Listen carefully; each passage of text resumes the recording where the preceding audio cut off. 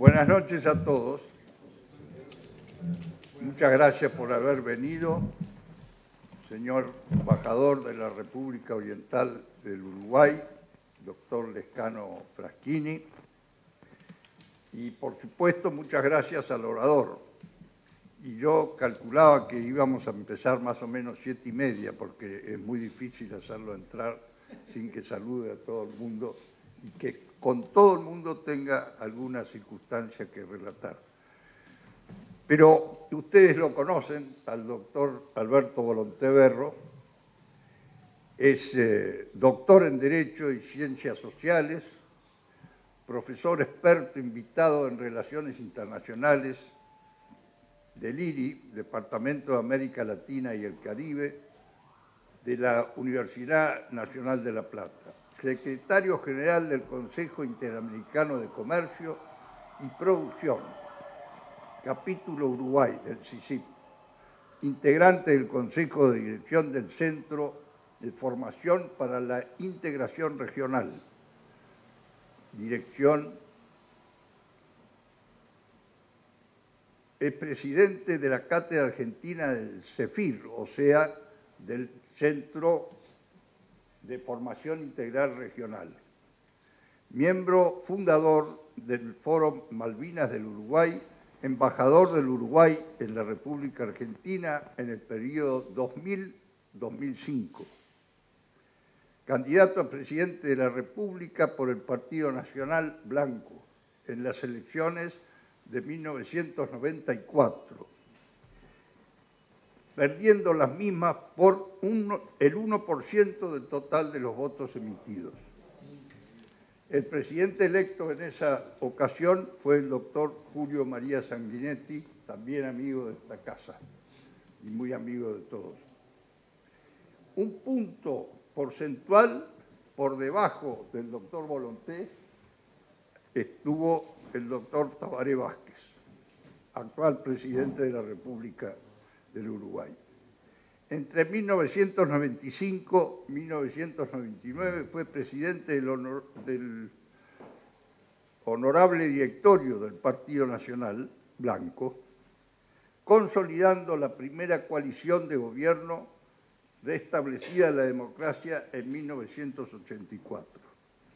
Primer vocal de la Asociación Civil Alberto Mentol Ferrer. Yo diría, Alberto, o les diría a los amigos, que Alberto Volonté me da la impresión de que nació en Montevideo como podía haber nacido en Buenos Aires. Es absolutamente, de todos modos, y por ese motivo, un gran rioplatense. Gracias por estar acá y la palabra es tuya. ¿Cómo empezar? Por una palabra fantástica, queridos amigos. Gracias. Amigos, porque de eso se trata, son las caras que veo, y porque hoy uno de los temas que tenemos que analizar, o el tema central, tiene mucho que ver con los amigos. En un fenómeno único, que es la relación de la Argentina con el Uruguay, y que tenemos, o voy a intentar ante ustedes, dar un punto de vista que, siendo personal, debo reconocer antes que nada, y con mucho cuidado porque está el primer ciudadano de los uruguayos acá, porque el primer ciudadano uruguayo es el embajador que representa mi patria en la Argentina. En este caso, un gran amigo, el embajador Héctor Lescano. Y si no fuera un gran amigo, igual sería un gran embajador. Aclaro, porque lo del amiguismo, en este caso, que es distinto a la amistad, no debo mezclar, amigo. Cuando me llama otro amigo, Guillermo Moreno Huello, y me honra con esta invitación, debo reconocer que, por supuesto, agradecí me sentí honrado, pero me mandó una inmensa responsabilidad. Tan es así que estos papeles que tengo aquí, que algo leeré, algo les contaré, me llevaron un tiempo de dedicación muy grande, porque la responsabilidad genera un esfuerzo cuando se va a tratar un tema que por las circunstancias históricas, digamos que terminaron o están terminando, pero que vivimos hasta hace un tiempo, es de la mayor delicadeza. Pero además no en cualquier lado, en el Club del Progreso, que al fundarse en los albores de 1850, cuando realmente la República Argentina estaba siendo conformada definitivamente como República Argentina, y cuando el mundo, y particularmente en este Río de la Plata, nos invadían los mejores sueños, los sueños eran el progreso. El nombre no fue al azar. Del progreso, porque era casi la filosofía que invadía el mundo y que nos hacía pensar que en estas tierras nos esperaba lo mejor. Y seamos justos, hemos tenido lo mejor. Hemos sabido obtenerlo, a veces en una cosa muy rioplatense, si me permiten, la autocrítica, ese sentido a veces de falta de reconocimiento y de autoestima, nos lleva a olvidar lo que se ha conquistado en este Río de la Plata.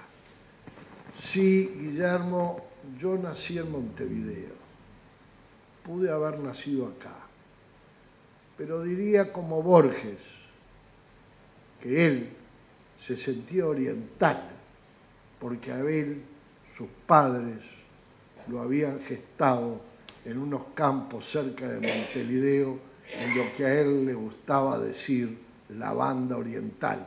Si Borges, porque sus padres en una noche maravillosa crearon ese genio que nos regaló las letras argentinas para todos, se sentía oriental, este muy modesto oriental que nació en tierras orientales, debe decirle simplemente que siente que en la Argentina está en algo más que su casa, está con su familia.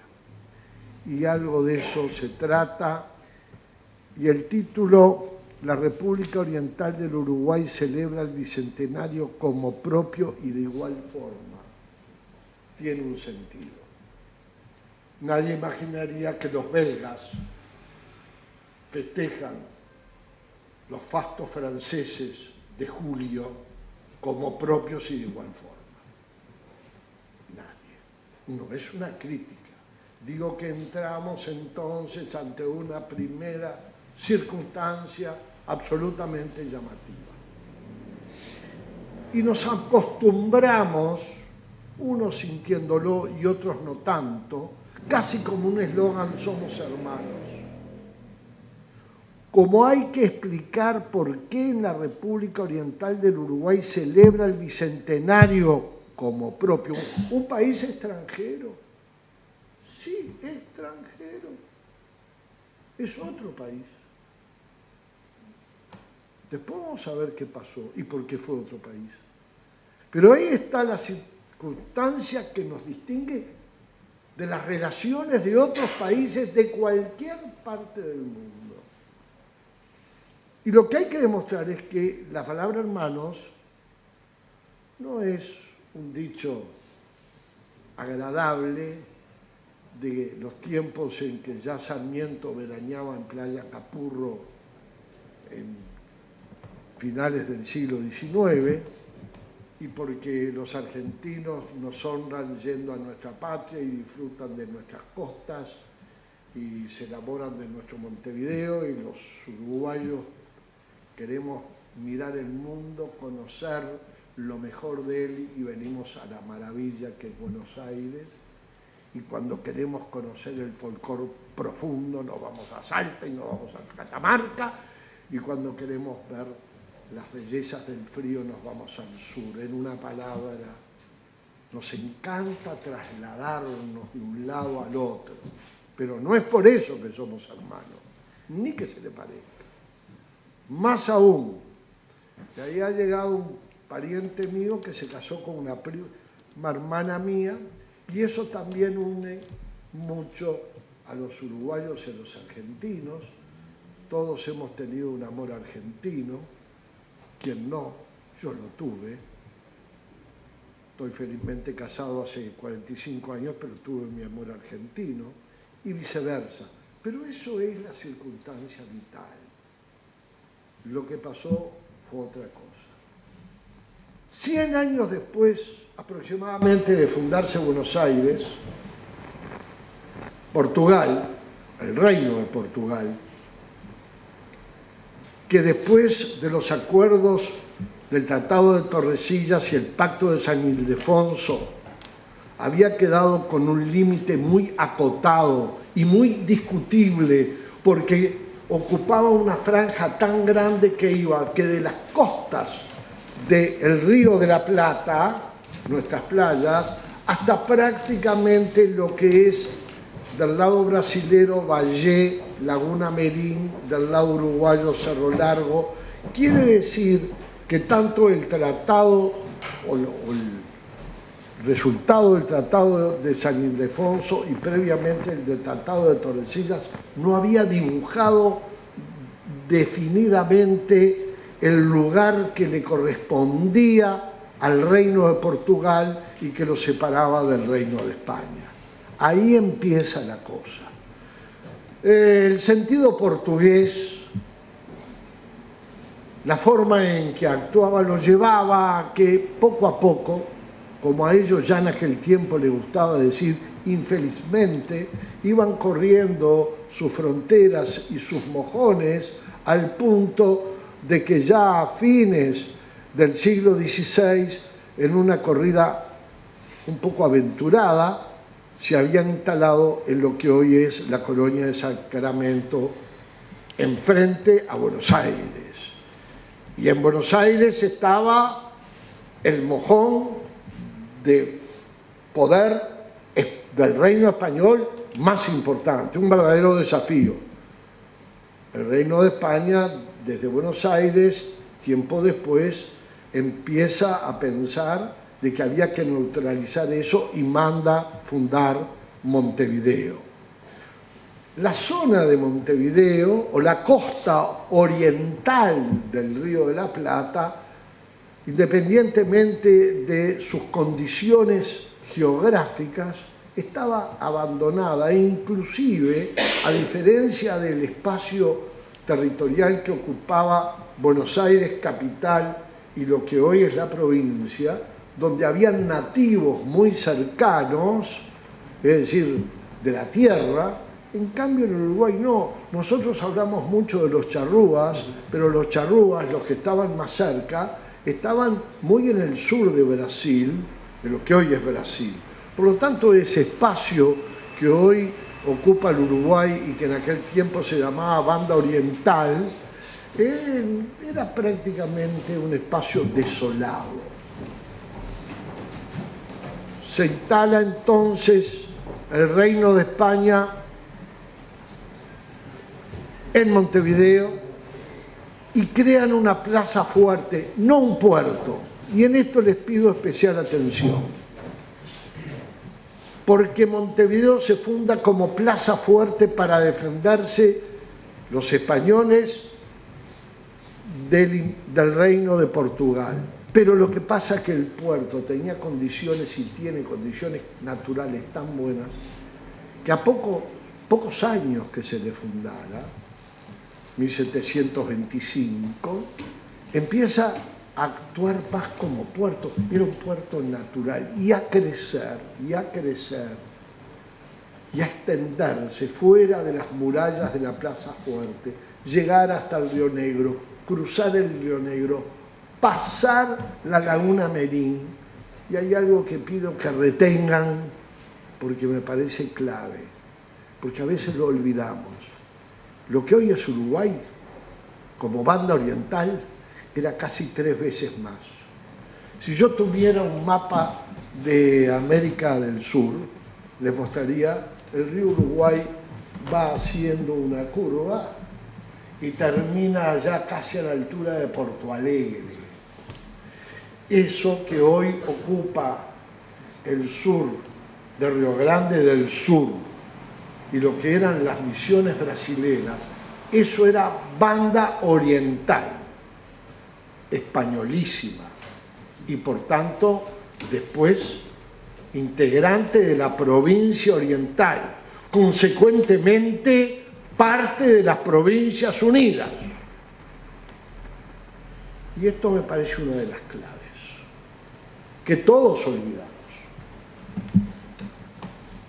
Años después, en esa consolidación que arranca a partir que desde Buenos Aires el Reino de España es como que descubrió a la banda oriental, porque crea Montevideo como plaza fuerte y de ahí se forma la provincia. Viene un acontecimiento heroico y formidable que galvanizó a quienes constituíamos el Reino de España. Éramos espacios territoriales. Uno a veces piensa que Argentina existió siempre y Uruguay existió siempre. No, empezamos hace poco rato. Por eso a mí me gusta hablar de espacios territoriales, originalmente españoles, de este lado, y de aquel lado portugueses. Y aquellos enfrentamientos después repercutieron en las relaciones entre Brasil y Argentina. Mientras aquellos dos grandes reinos creaban espacios territoriales de mucho tamaño, como lo que después fue Brasil y después fue Argentina, en el medio aparecieron algunos lugares que después fueron países, que eran lugares fronteras, que después se llamaron países fronteras.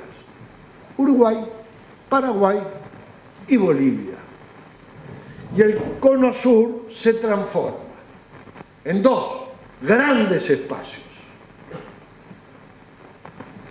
A través de ellos, dos grandes reinos, los casi dominantes. En ese momento el mundo lo manejaba Inglaterra y Portugal en el mar, y en tierra España.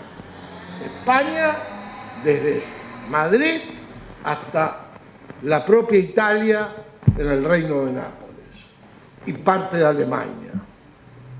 De modo tal que nosotros éramos una suerte de subsidiaria de aquellos enfrentamientos universales, reinales e imperiales de la vieja Europa. A veces digo, siempre nos toca ser reflejo de circunstancias mundiales lejanas y ajenas. También durante muchos años sufrimos la circunstancia de la Guerra Fría que tanto repercutió particularmente en América Latina, en detalles y circunstancias que por supuesto no corresponde que aborde en este momento. Estábamos en el fermento, estábamos en el desarrollo. Buenos Aires ya apuntaba como lo que termina siendo, era la capital del virreinato, y por ser capital del virreinato, allí obviamente estaban los centros no solo de poder, de organización, de administración, y los centros de riqueza, porque era el puerto básico y a su vez el gran recaudador de rentas. La riqueza se iba acumulando en Buenos Aires, se desarrollaba rápidamente. Los ingleses sabían participar de esa actividad muy disimuladamente.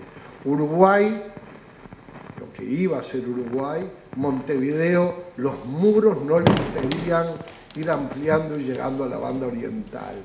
Eran años de promesas. En eso vienen las invasiones inglesas, 1806, 1808, y sirvió para dar prueba de la unidad, de la matriz común que teníamos, lo que podríamos llamar los rioplatenses, porque entrecruzadamente nos defendimos como auténticos hermanos. Ahí está la hermandad, no la del barrio, no la de la playa, no la de la novia, en donde estaba realmente la esencia de futura nación, que todavía no lo era.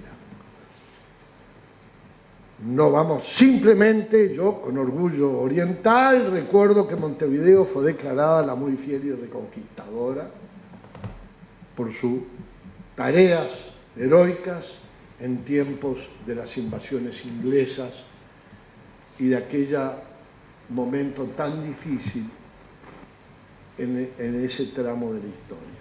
Los ingleses fueron ahuyentados, fueron derrotados, e inmediatamente, por circunstancia lejana, por las guerras napoleónicas, aquí, acá, no muy lejos. Entonces, geográficamente estamos muy en el centro, un poquito más allá, teníamos que irnos más a la calle Perú, acá el centro, zona de Mayo, intelectuales, gente joven, criollos, que por un lado ya venían alentando hace tiempo cierto espíritu de libertad, independencia después, libertad para vivir, para desarrollarse, para creer, para formar cultura propia, que ya estaba germinando, cultura propia, economía floreciente. Esos hombres, con aquel pensador maravilloso de More tan joven, con Mariano Moreno, generan el pensamiento de la Revolución de Mayo. Obviamente estaba a las puertas del pensamiento universal el resultado de la Revolución Francesa.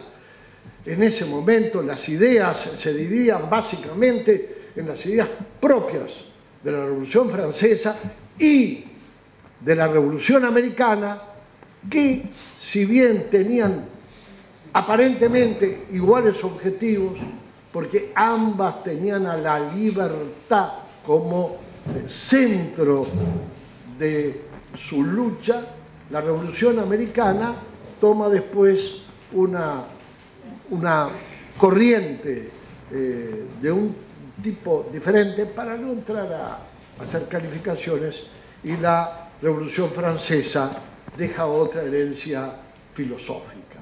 Pero lo cierto es que aquellos hombres, aquellos pioneros,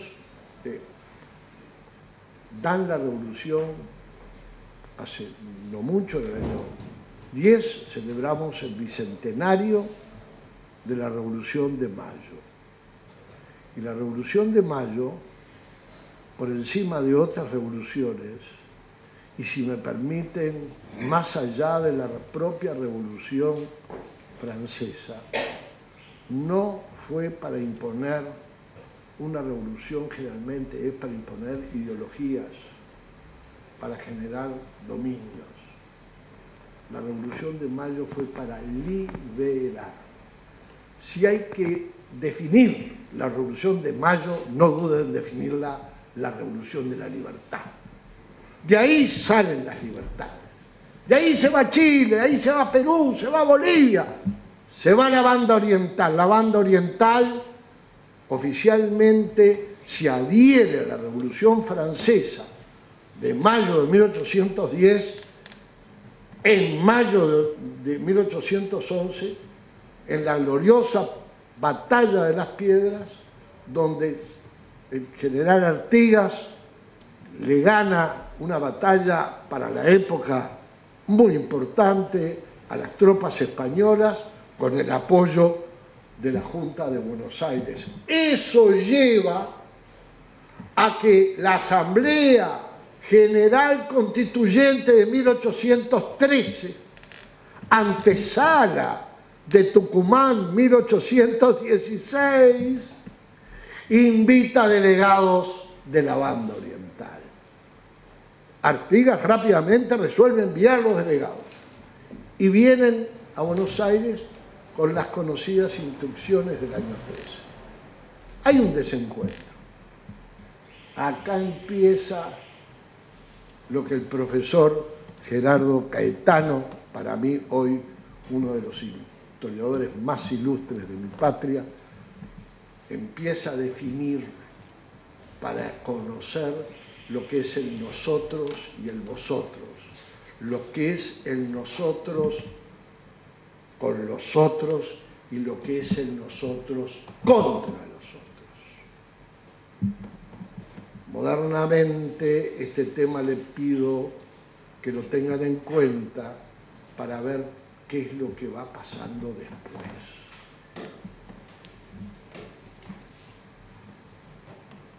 Las consecuencias.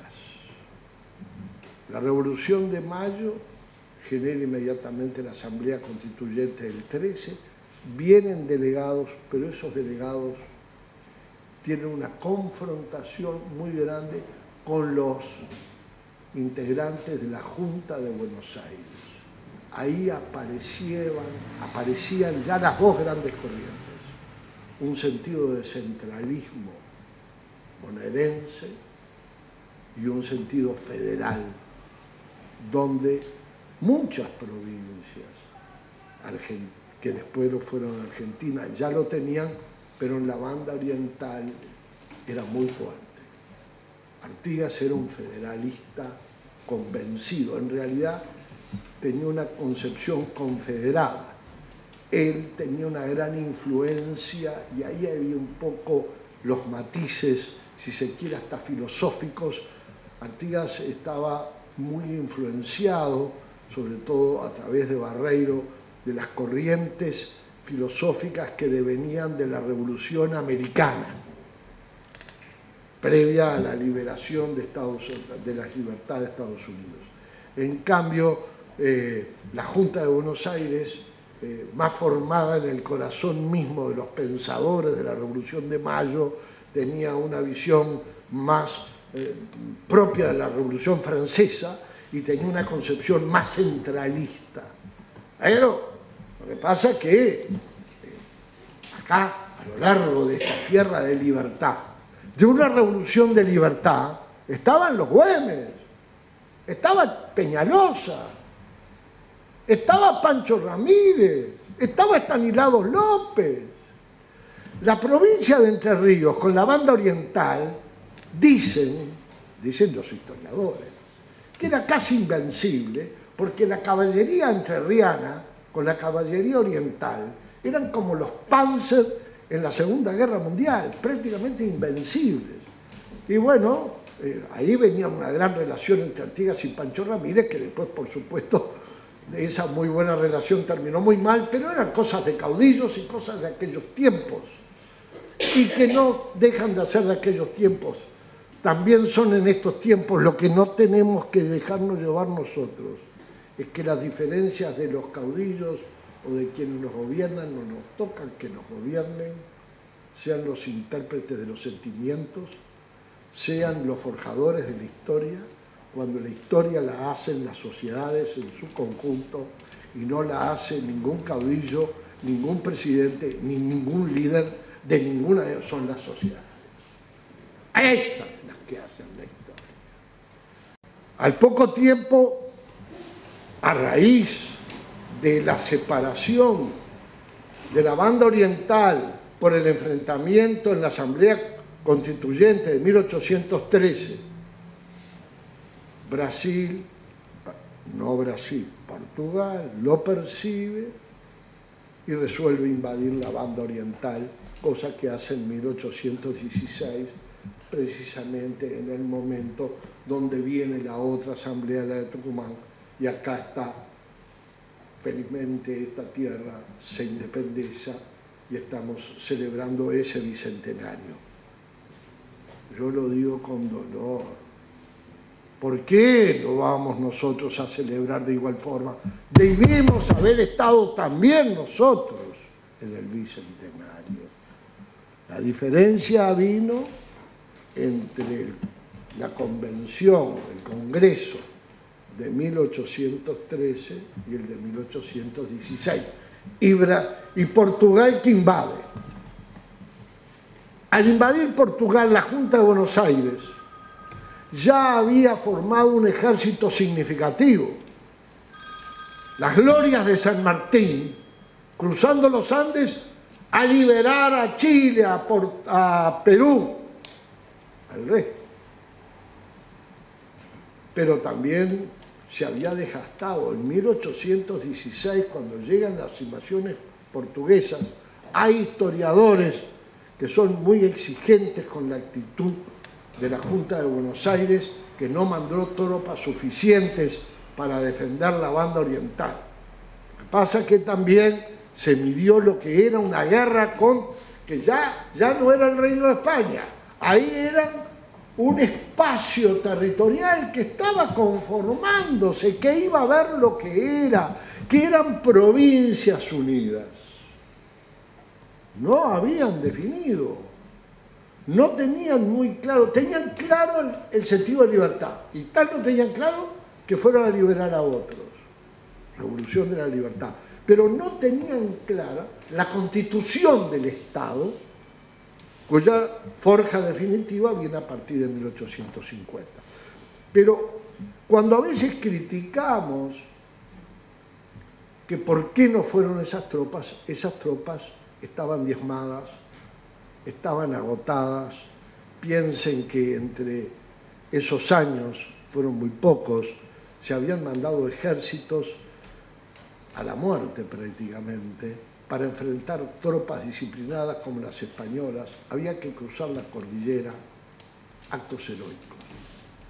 Pero también la provincia de Buenos Aires, la Junta de Buenos Aires, vio que si la banda oriental quedaba en poder de Portugal, era una molestia menos en su futuro formación de Estado, porque predominaban las corrientes unitarias frente a las corrientes federales, y Artigas y la banda oriental sostenía que había que mantener una estructura federal.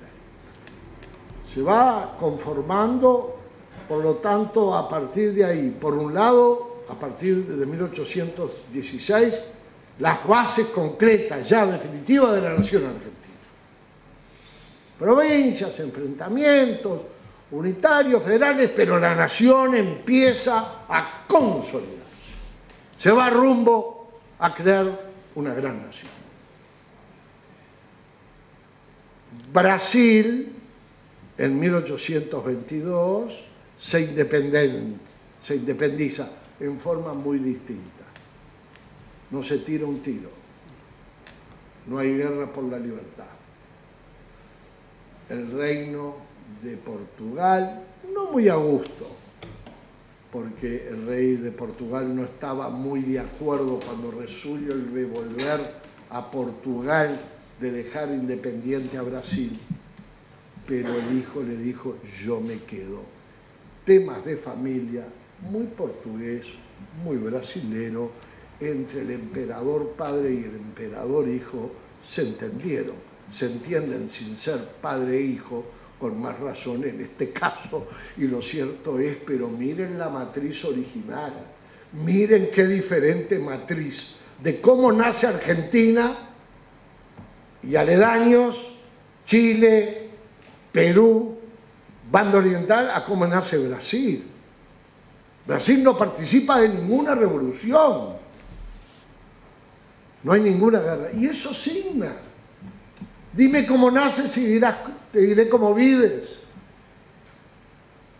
Es muy distinto partir de un espacio de libertad a sangre y fuego que de partir de un espacio familiar donde simplemente se cede una inmensa superficie a cambio nada más de porque se trataba de mi hijo. Lo estoy simplificando, pero importa para lo que quiero contar. Uruguay pasa del dominio portugués al dominio brasilero.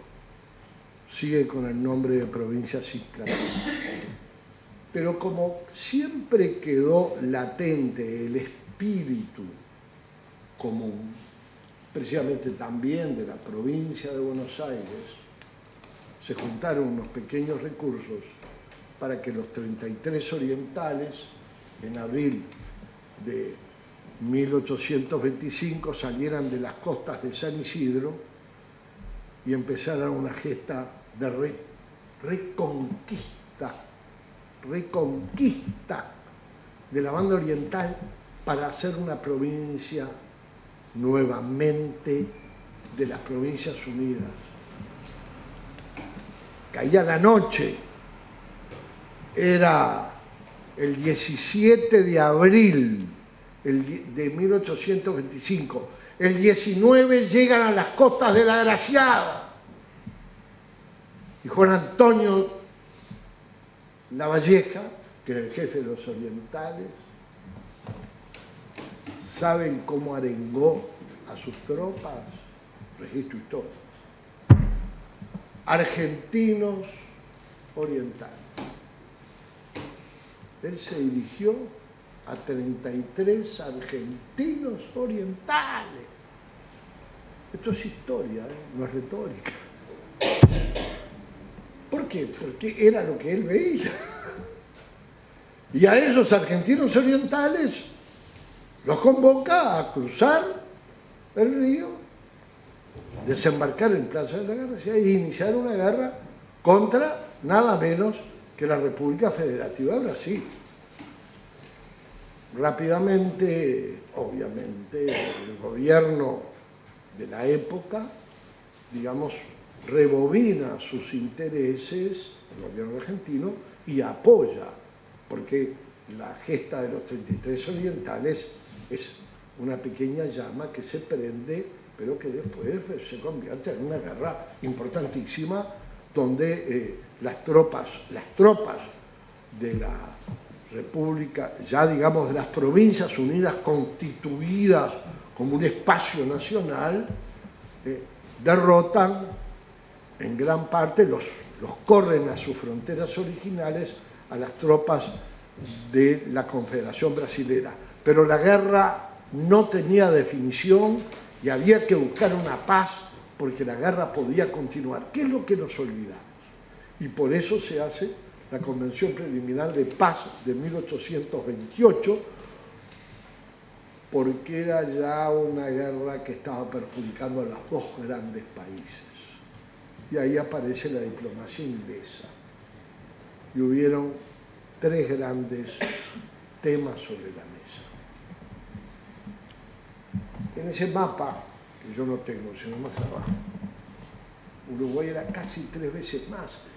Para que tengan una idea, Uruguay tiene 187.000 kilómetros cuadrados y estamos hablando casi de 600.000 kilómetros cuadrados, que era la banda oriental, después la provincia oriental. Quiere decir que era prácticamente, por eso uno dice, pero un país tan chiquito como Uruguay, ¿por qué era una banda tan, por qué era cuando era provincia argentina tan importante? ¿Por qué era 3 veces más grande, estaba 3 veces más poblada? ¿Por qué era rica? ¿Por qué era fértil? Y pues tenía unas costas clave, porque el verdadero dominio de la entrada del Río de la Plata está de la costa oriental, no de la costa occidental. Entonces no era este pedacito de tierra que hoy es mi querida patria. ¡No! Y ahí vienen esas cosas que uno puede llamar injusticia de la historia, error de los hombres, no importa, pero pasó. ¿Qué querían los ingleses? Una cosa. Esta costa oriental del Río de la Plata, de Colonia, casi la desembocadura del encuentro del Río Uruguay, Paraná, Paraguay, que viene ahí, lo que ya era la hidrovía, ya estaba el comercio en los ríos, sí estaría el comercio en los ríos, que ahí está la batalla de Obligado tiempo después, cuando había que, no tuvieron pudor de invadir con sus barcos hasta precisamente lo que era tierra adentro de lo que eran nuestros dominios, nuestra tierra. Los ingleses lo único que querían era esa costa no fue ni Argentina ni Brasil. Por un lado. Después de eso, porque el puerto de Montevideo, que era el puerto como puerto físico, estructura física, el más apto de toda la zona. Eso es claro. La famosa guerra de puertos, lucha de puertos entre Buenos Aires y Montevideo se da porque el lugar que se elige como puerto en Buenos Aires, naturalmente por el tipo de corriente de agua, no era el más apropiado por el costo del dragado, el mantenimiento, etc. Nada nuevo, no los voy a cansar contándole algo que ustedes conocen de sobra. En cambio, del otro lado, Montevideo es un puerto ideal, porque está ideal, porque la naturaleza o Dios lo conformó como un puerto natural. Es un dato. Entonces, los ingleses dijo, si este puerto termina brasilero o argentino, está claro que yo cada vez que venga al Río de la Plata le tengo que pedir permiso, a Argentina o a Brasil. Como los ingleses no les gustaba pedir permiso, sino que más bien invadían y dominaban, por lo menos en este caso dijeron diplomáticamente, vamos a proponer la creación de un espacio tapón. No estaba muy claro qué iba a ser ese espacio tapón. Y Brasil escuchó. Entonces Brasil primero dijo, así que ustedes de la banda oriental quieren hacer un país independiente, era esto la banda oriental. Y acá está el Río Negro, acá está Porto Alegre y el Río Uruguay termina por acá, dijo. De acá para acá es mío. Y se comió unos 200.000 kilómetros cuadrados ricos de cifre, que es una de las cosas que se olvida. Y que está, por supuesto, en la Convención Preliminar de Paz. Entonces dejó el espacio restante, dijo, bueno, esto vamos a aceptar que sea independiente. Si no es argentino, porque era el tema entre Argentina y Brasil, ya eran Argentina y Brasil, era, si no es tuyo, no es mío. Ni tuyo ni mío. Las autoridades argentinas, la verdad que prefirieron ceder ese inmenso espacio a Brasil, que le consolidaron todo lo que es la provincia de Río Grande do Sur y le dieron, por lo tanto, áreas de riqueza importantísimas y aceptaron la diplomacia brasileña y crearon un Estado tapón, que no quedó bien definido. Cuando la famosa tesis Ceballos, que tanto nos asustó a los uruguayos en 1906, porque decía que las fronteras de Argentina llegaban hasta la playa Pocitos, porque el Uruguay era un país de costa atlántica, es porque en la Convención Preliminar de Paz se creó un Estado, pero en forma tan difusa que no se estableció de quién eran los ríos, no se dijo de quién era el río Uruguay y del río argentino, y como todo salió de la misma placenta, la misma matriz, el río era de las Provincias Unidas. Y Ceballos, que era un hombre lúcido, bueno, con una visión un poco imperial, en 1906, pero Ceballos, ¿por qué hizo eso? Me voy un poco de tema. Porque los brasileros en esos años, el canciller era el barón de Río Branco, y el barón de Río Branco, por intereses, llega a un acuerdo con el gobierno uruguayo, que en ese tiempo ya había dejado la primera presidencia Valle, estaba Williman, le convenía llegar a un acuerdo con la Laguna Merín, y entonces reconocen la división de la línea media y dividen patrióticamente y hermanadamente la Laguna Merín. Y Ceballos, entonces Uruguay va y le reclama a Ceballos igual tratamiento, y Ceballos dice, perdónenme, allá Brasil nosotros tenemos esta circunstancia que por supuesto después fue revisada y recogida. Al nacer entonces, como consecuencia de todo ese periplo, ese espacio como nación independiente, como país independiente, donde debo decirle que en mi país hasta hoy hay una polémica histórica muy grande. Un gran historiador que yo respeto mucho pero no acompaño, que es Juan Pibel Devoto, dice que el Uruguay es independiente no porque lo hubieran resuelto en una mesa de discusión diplomática argentinos, brasileros e ingleses, sino que era independiente porque habían como nacido como una raza independiente y que tenían características propias que los hacían diferentes a todos. Del punto de vista de la exacerbación de los sentimientos nacionales, es una tesis atractiva. Del punto de vista de la historia no tiene nada que ver.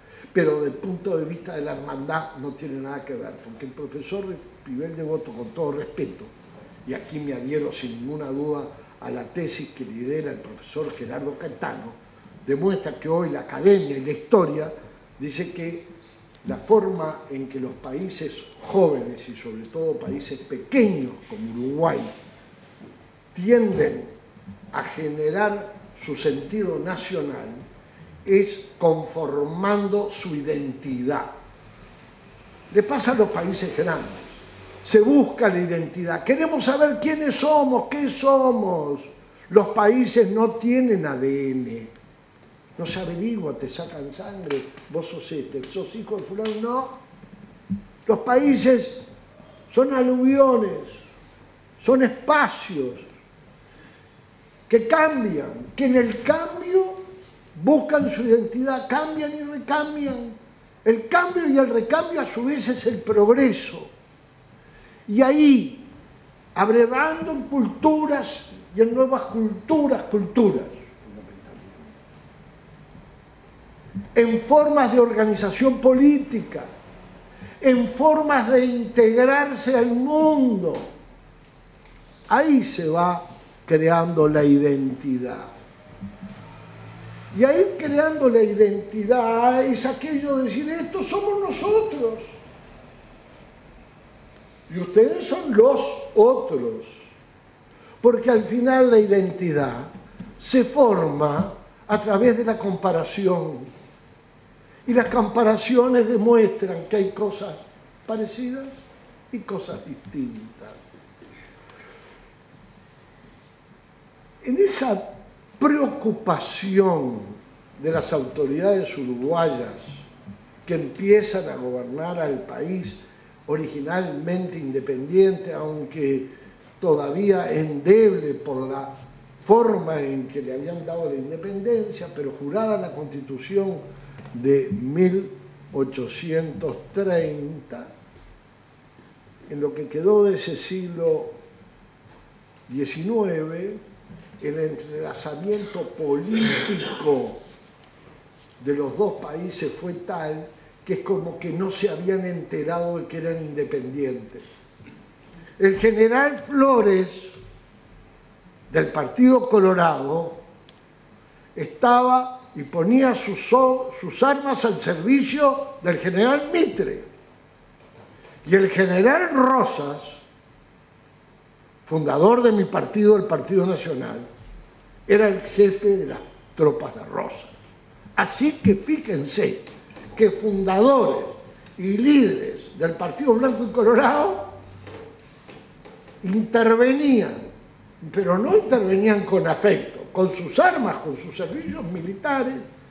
Eso, que uno puede ver serenadas las pasiones como divisiones de la época, eso demuestra lo que era la matriz común.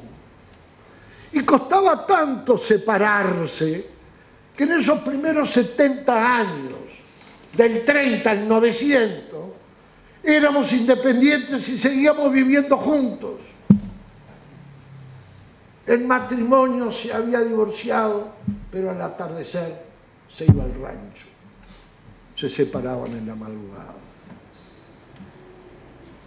Esa circunstancia llega a el comienzo del siglo XX, de aquel 900 que llenó de luz al mundo. La exposición de París, la modernidad, el mundo. La generación del 900, negro querido, mi embajador, está viviendo una circunstancia familiar muy especial. Yo me estoy pasando de mi tiempo. Usted no solo está libre de hecho. Yo me siento primero honrado por su presencia, porque usted acá, hoy, usted es el representante de mi patria.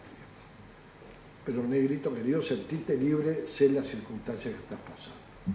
Continúe, excelente. Pero a comienzos de ese siglo, fíjense, Argentina había, ya en 1880, había empezado la modernización argentina.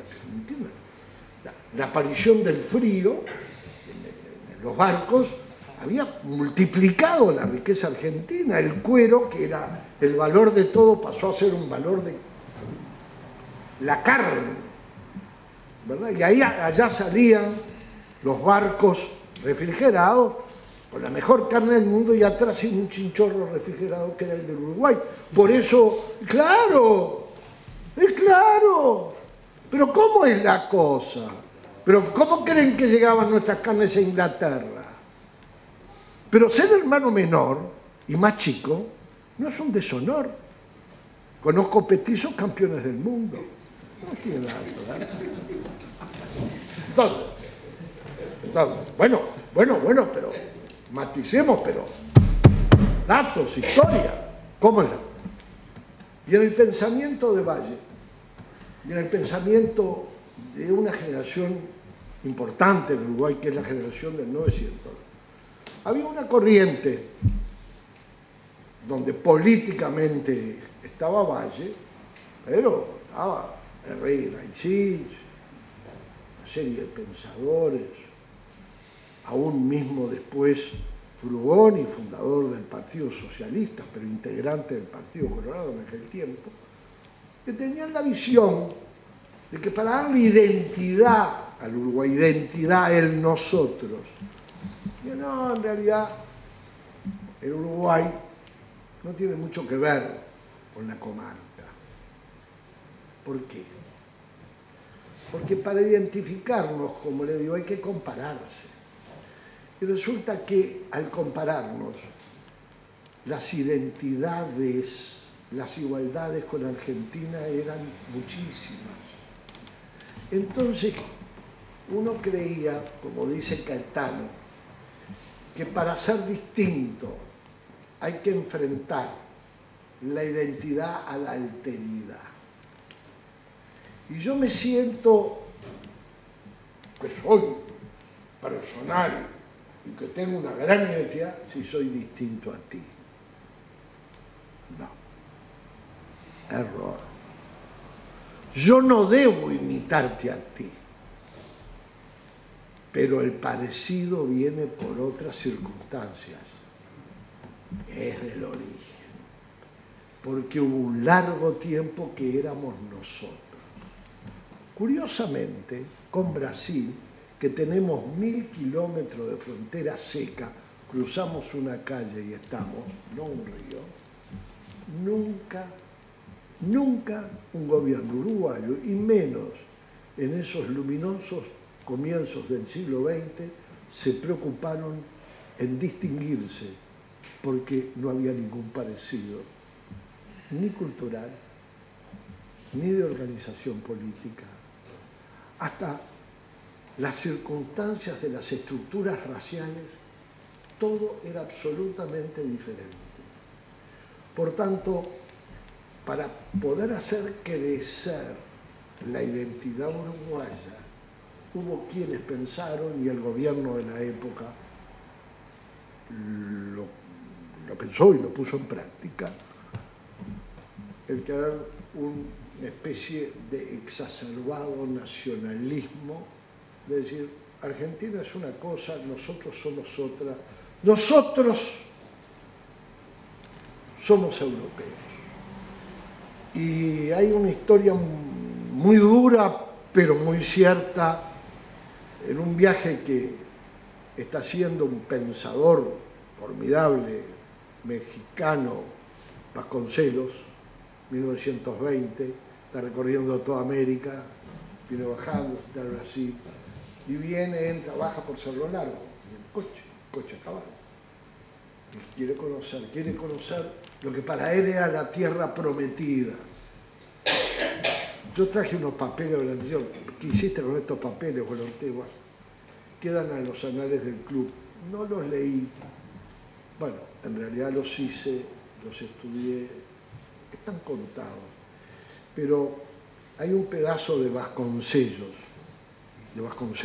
este pensador mexicano formidable, que en aquel tiempo forman lo que Alberto Metol Ferrero habló de los formadores del gran pensamiento latinoamericano. Ugarte y Vasconcelos. Vasconcelos, cuando llega, cuenta él después, si me permiten, mientras yo se los cuento, lo voy buscando, ¿no? Que tuvo una gran desilusión cuando llegó acá. José Vasconcelos, al llegar al Uruguay en su aventura americana, recogida en su obra La raza cósmica, un libro de cabecera, no vaciló en manifestar su desencanto sobre la realidad uruguaya de 1920, anotando la lejanía de aquel país mayoritariamente eurocéntrico. Por eso Metol nos hablaba del eurocentrismo uruguayo. Aquel, por lo tanto, eurocéntrico pro-norteamericano. Valle adhería a la tesis del panamericanismo. Respecto de América Latina en general y de Argentina en particular, estoy leyendo a José Vasconcelos. En efecto, dice Vasconcelos, en los capítulos que dedica a Uruguay, debo confesar mi decepción y hacer mis críticas, muchas de ellas cimentadas en el fracaso de mis expectativas desmesuradas, sobre todo infundadas, como a continuación les cuento. En las discusiones privadas, Vasconcelos quedó a vivir un tiempo, e iba a las academias, iba al Ateneo, iba al Club Católico, cuenta en su libro El político intelectual mexicano, se nos contestaba que la teoría de la raza era falsa y que en último término el Uruguay era europeo, no castellano, sino europeo. En efecto, la literatura uruguaya para Vasconcelos me resultaba algo afrancesada. En los negocios privaba Inglaterra, en la política Estados Unidos. El Uruguay me desilusionó, un poco por la gran ilusión que yo llevaba de él, no porque haya encontrado inferior en ningún sentido a otros. También sucedió que hubiera querido, dice Vasconcelos, encontrarme al Uruguay más argentino, menos nacionalista. ¿Qué pasa? Vasconcelos vino con una idea, se encontró con otra, pero no era, por eso les decía, una cosa son los líderes, los gobernantes, otra cosa son las sociedades, los pueblos, la cultura. En ese momento se consideraba, no digo si estaba bien o mal, que la manera de cultivar la identidad era distinguiéndome como buen vecino cercano, podía resultar el más peligroso. A su vez, en política exterior, en esos años, de 1900 hasta prácticamente la Segunda Guerra Mundial, los caminos de ambos países eran muy diferentes. La visión de la política exterior. Y la política exterior también forma parte de nosotros.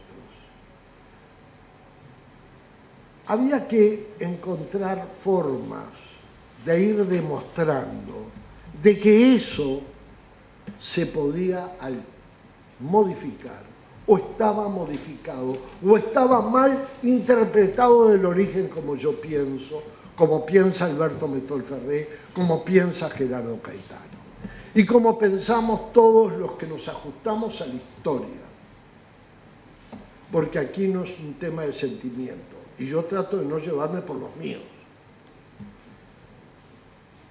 De esa historia tenemos que ver que una de las formas en que se buscaba la identidad uruguaya era generando una gran confusión entre argentinos y porteños.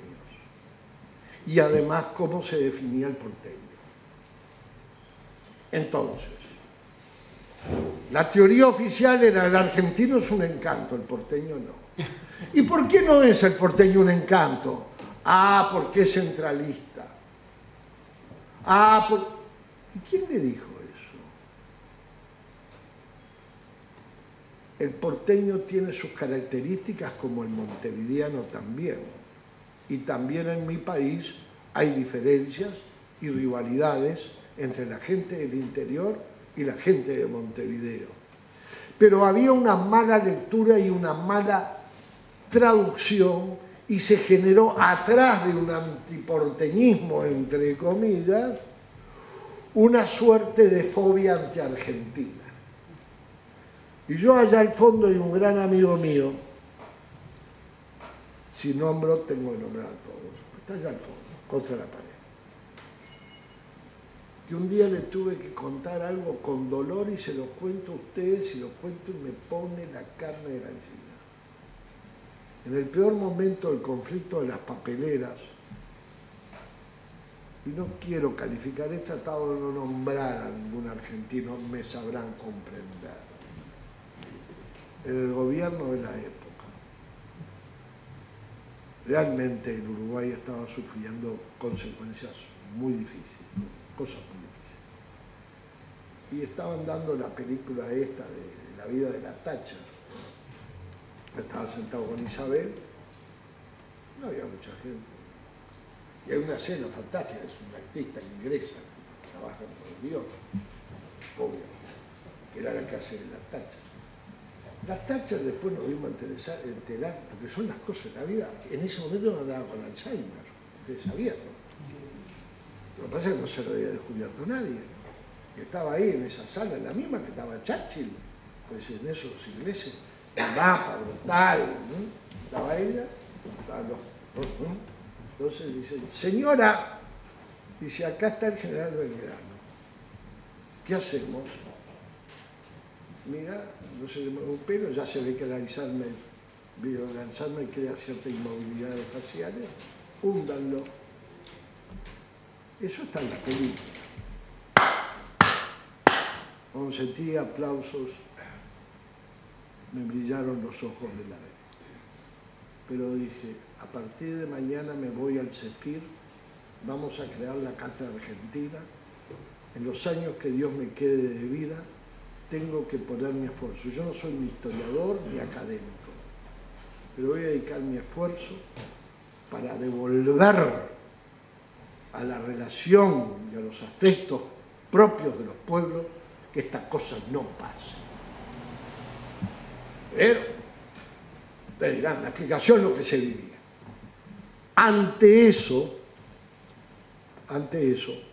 recorrimos algunas cosas sobre las cuales tenemos que hacer o detenernos, y me quedan muy pocos minutos, o ya me pasó de los minutos que yo quería relatarles a ustedes algunas cosas que de alguna manera demuestran los errores de los falsos nacionalismos que vinieron mucho más de la forma en que se encaró en los primeros años del siglo XX, sin perjuicio de las diferencias de la segunda posguerra entre 1946 y hasta entrado el año 50, donde también habían grandes dificultades en las relaciones entre argentinos y uruguayos.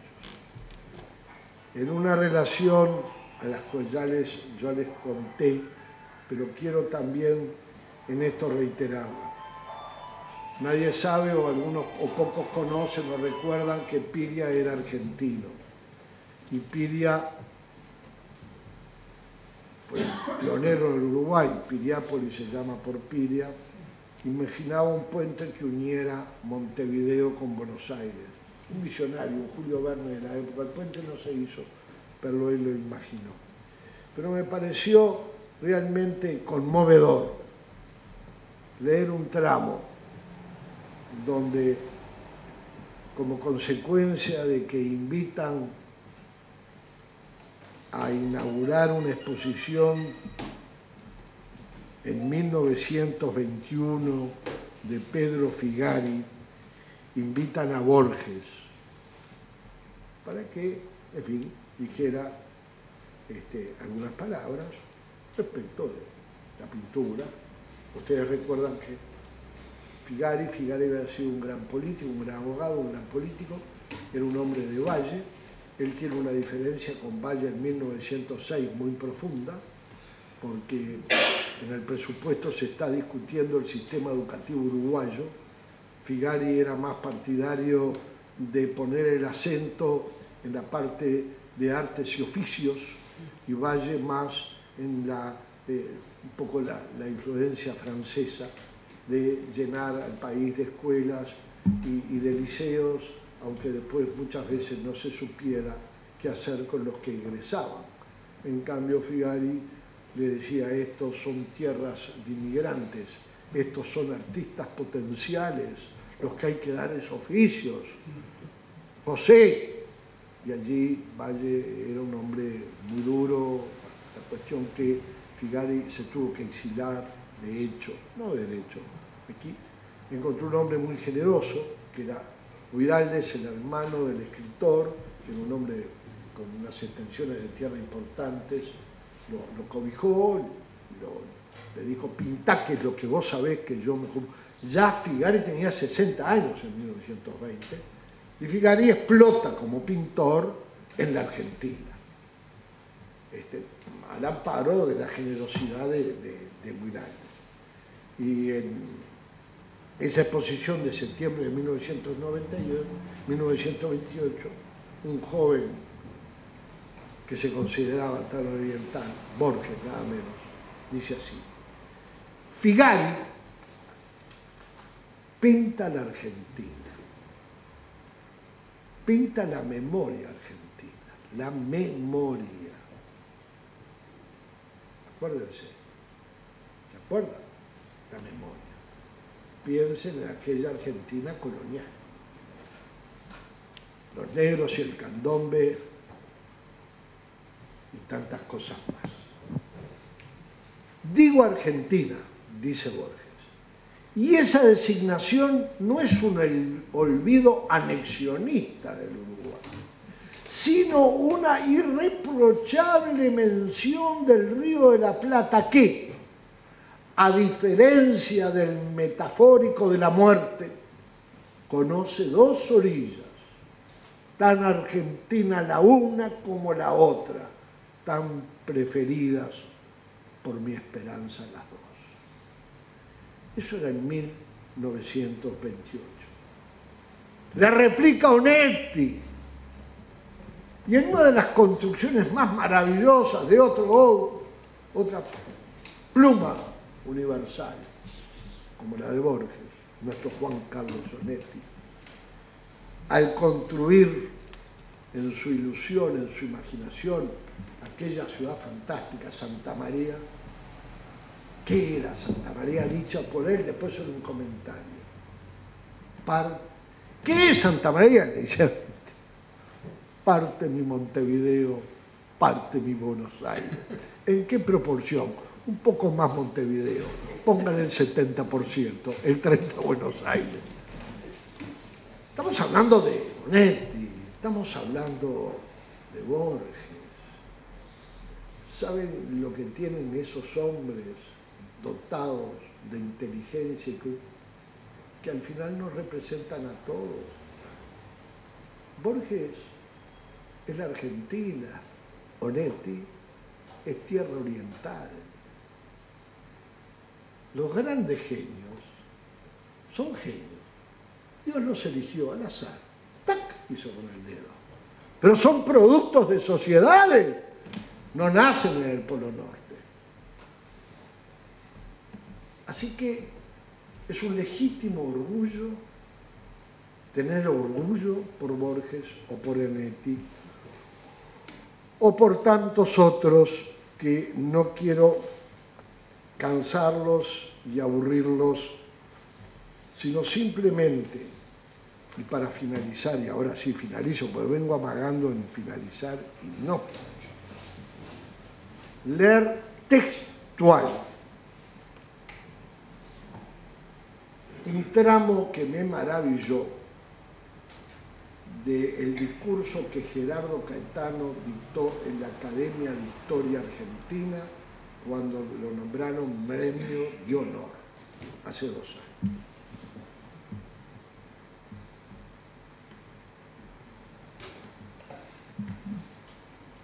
Me maravilló ese tramo.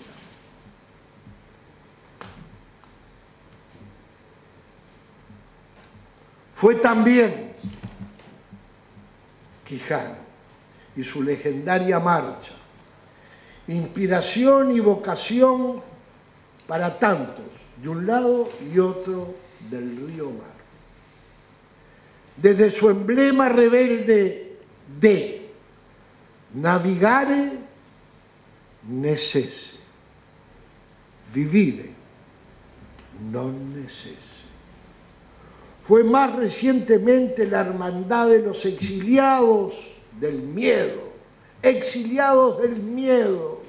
de la lucha contra el terrorismo de Estado, articulado regionalmente en el Plan Cóndor.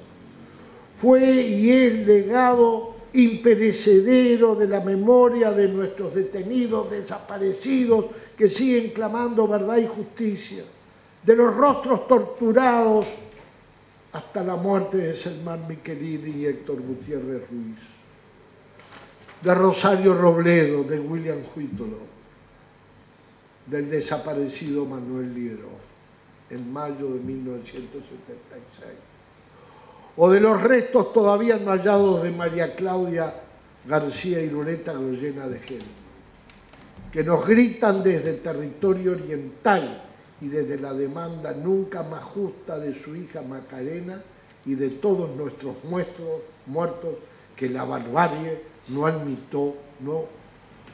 admitió ni respetó fronteras. Fue el retorno simbólico de Wilson Ferreira Aldunate el 16 de junio de 1984 desde ese Buenos Aires que fue sede de su primer exilio. Me encantó cuando entregabas la carta al embajador de Juan. Escuché, perdón, que estaba con el oído. Yo escucho las cosas lindas, las feas no. Me encantó. 16 de junio hoy. Claro, por eso ahora se está cumpliendo. Hoy hay unos actos importantes que, bueno, creo que estoy honrando la memoria de Wilson hoy acá, con ustedes, hablando de estas cosas y de este glorioso bicentenario de la independencia. Estoy honrando también a Wilson Ferreira Aldunate. Y continúa Gerardo. Fue el retorno simbólico de Wilson Ferreira Aldunate el 16 de junio de 1984 desde Buenos Aires, que fue sede de su primer exilio y donde encontró amigos que le permitieron salvar la vida en tiempos de asesinos. Fueron Florencio Sánchez, Horacio Quiroga. Esto lo pone él. Es tan polémico. Fue Carlos Gardel. Y él dice, entre paréntesis, este sí, oriundo en Tacuarembó. Yo les comento que un día estando en la Academia del Tango, siendo embajador, un hombre encantador, el presidente de la Academia del Tango, me miró y dijo, para usted, embajador, Gardel, ¿verdad que era francés? Dije, perdóneme, antes que francés, argentino, y si quiere la dejo ahí. Ahora yo no tengo la culpa, nació en Tacuarembó. Bien, dejando eso de lado, Alfredo Zitarrosa, al que para elogiarlo y a la vez provocarlo, Su amigo, un guitarrista histórico, muchos conocerán, argentino del Prado, lo acusaba y lo cachaba y le decía, argentino, a Citarrosa, y se lo cantaba en un homenaje, en una preciosa canción de este autor argentino, magnífico guitarrista, citarrociano. Son Severino Varela, qué viejo que estoy, jugaba como los dioses, un 10, boina blanca.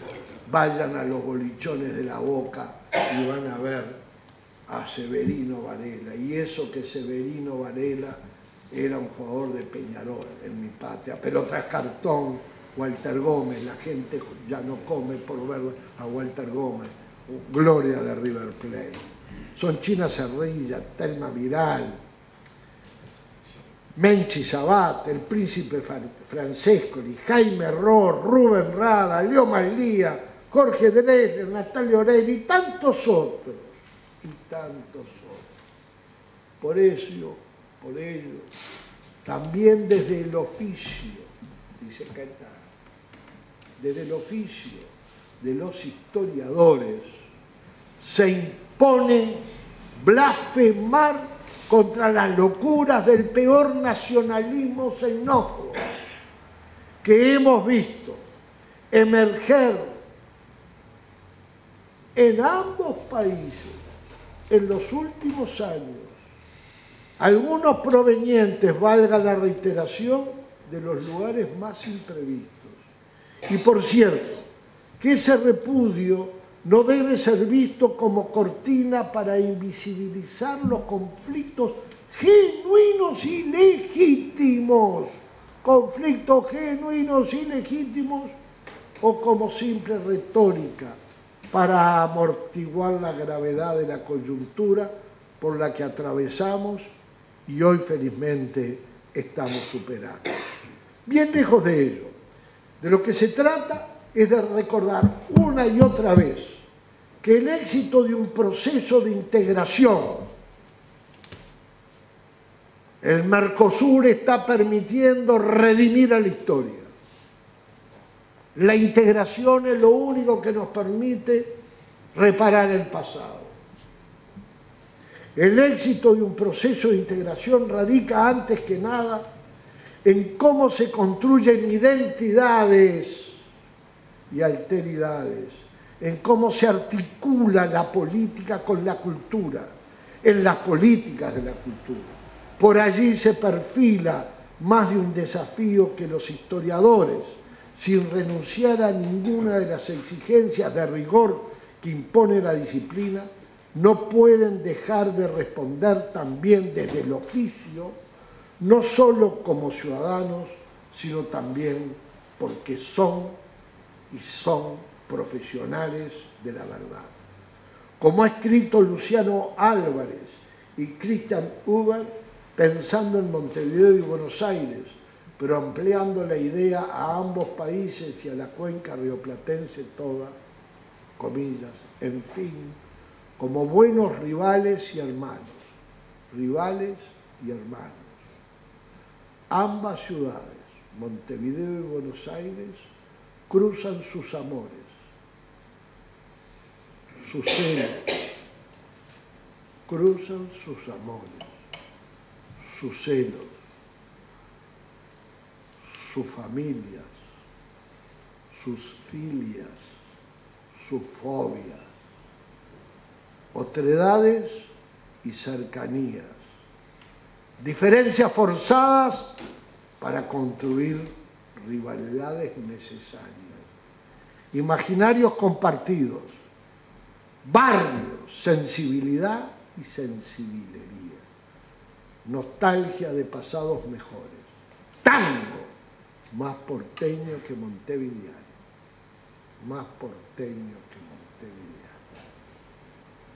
murga y candombe, perdidos en el pasado porteño, que hoy se refuerzan al recuperar de la mano del éxito de Jaime Ross y Rubén Rada.